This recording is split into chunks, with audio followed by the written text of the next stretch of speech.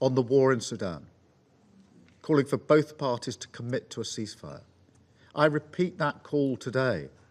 The warring parties must engage in ceasefire talks.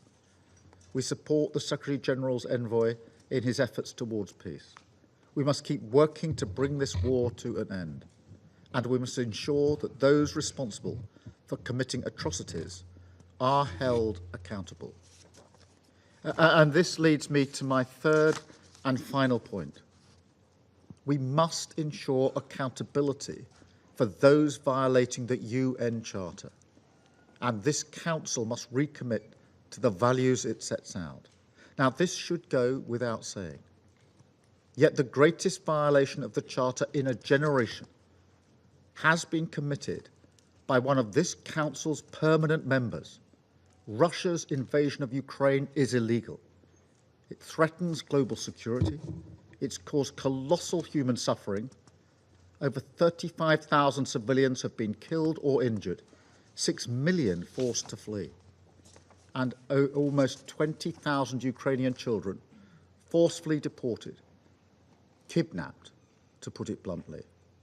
I think of Yaroslav Basilovich, whose wife and 3 daughters were killed earlier this month by a Russian strike on civilians in Lviv.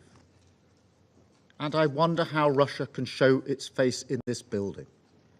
600,000 Russian soldiers have been killed or wounded in this war. And for what? The UN Charter, which they sit here to uphold, speaks of human dignity, not treating your own citizens as bits of meat to fling into the grinder. Russia's war has triggered a global energy crisis and a global food crisis, causing hunger in the Horn of Africa. They entered into a UN-brokered Black Sea grain deal, then withdrew. They tried to block the pact for the future. Now the world looks on as Russia deepens its military ties with the likes of North Korea and Iran. There can be no equivocation here.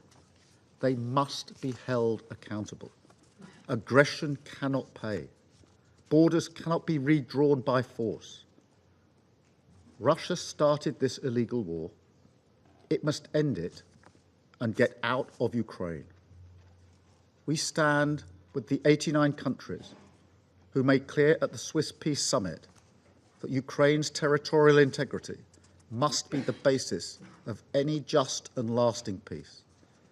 Any process that does not recognize this will only be used as a pretext by Russia to regroup and come again. President, in this moment of deepening conflict, the world looks to this Council more than ever to provide leadership for peace, preserve our collective security, and protect the most vulnerable. The United Kingdom will always play its full part in fulfilling that responsibility. Thank you.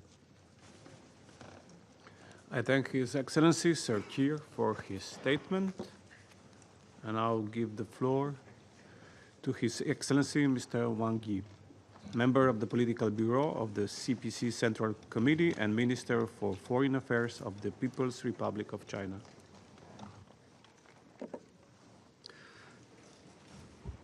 主席先生、